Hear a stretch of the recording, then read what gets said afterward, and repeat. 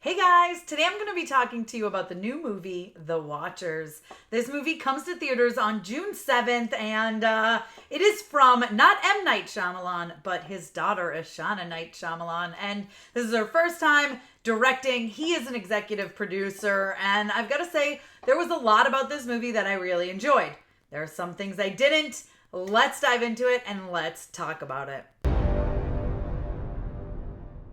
Okay, so I gotta start off by saying that I have not read the book that this movie is based on. However, after watching this movie, it has made me really want to read the book. There's a lot of suspense, a lot of edge of your seat, what's gonna happen moments. The sound design is great.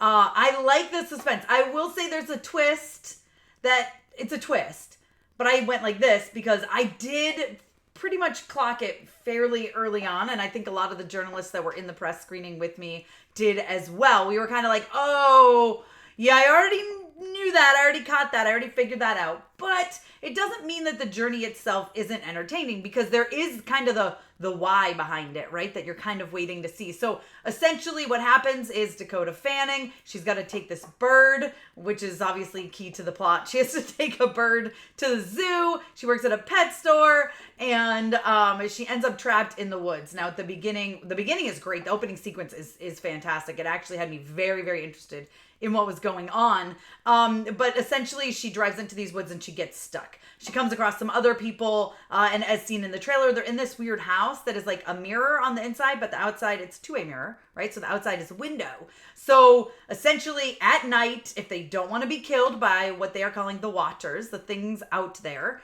they must remain inside at night, and the Watchers just like to watch them. They like to observe. They like to take notes. They aren't like crazy violent at night, but if you're out at night, not in this box, they call it the coop, then you're definitely in danger, right? So she's like, what's going on? And you kind of realize like there's no way out of these woods. These people have been there for a while, and certain things start to happen and things get crazy. I don't want to dive too much into the story after she gets trapped there, because it will be a little bit spoilery. But what I will say is it's really entertaining. It's interesting. They go a little bit too much into the lore towards the end of the movie. And so I think my biggest issue is with the third act, because I really enjoyed the first two. I was in, even though I had kind of figured some things out, or assumed I did figure some things out, I was still interested in where things were going and the how and the why of it all. And then there's a key moment that happens in the third act. And then everything from then on, I felt like really wasn't necessary. Simply could have been explained if you give us a quick mid-credit scene with one moment. Great. Would have absolutely loved that. I felt like they spent a little bit too long on it, and it kind of makes the rest of the movie lose itself in a way, and that you're like, well, you're kind of taking away from what we already had. We don't need to over-explain, I guess, is what I am saying. But there are a lot of jump scares, or there's a few jump scares, mostly with the sound and a couple of visuals. Overall, the visuals were great. I mean, I think this is a really good first directing experience. Like I said, I'm very interested to read the book and see how similar it is. But I thought Dakota Fanning was fantastic. Georgina Campbell, who you guys might know from The Barbarian, she's fantastic as well. Really, really enjoyed her. Loved the two of them. No, I'm not going to say that because it's a little spoilery. But what I will just say, I really enjoyed the story. I think it went a little too much into lore, and it went a little too much into over-explaining in the end. But right up until then, they had me. And then I feel like, unfortunately, because of how it continued on, it did take away from some of the stuff earlier on. It just didn't feel as, I don't know, exciting, entertaining. It's hard to explain without getting into spoilers, but I think when you guys watch it, you'll know what I mean. All of that being said, I still recommend seeing it, especially if you're a fan of M. Night Shyamalan. I mean, listen, he's hit or miss.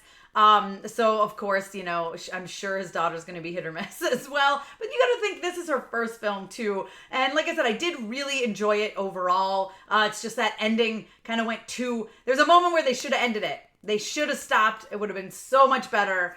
Because I really wanted more of a horror element in here. And I think ending it there leaves the horror and the thriller stuff up to you, and then up to interpretation, and then they just over-explain it in the end. And I was like, I really didn't need that. So there you go. Those are my thoughts. Overall, listen, I give it a 3 out of 5. I think it was entertaining enough. I'm excited to watch it with people who haven't seen it, like my husband, my family, to kind of see if they figure out the twist, which again, I clocked pretty early, but it didn't take away from the experience. So listen, I wanted it to be better. I really did, but I'm not mad at what we got. I just wish, I wish that the ending was a little bit different there. It just felt like, we had an ending, then it just kept going for like 15 minutes. And I was like, why are you doing this? It would have been great to end it that way. But, overall, it was a good time. You guys let me know if you are excited for The Watchers down below in the comments. Let me know if you've read the book. If by the time you got to this review, you've already seen The Watchers, let me know what you thought.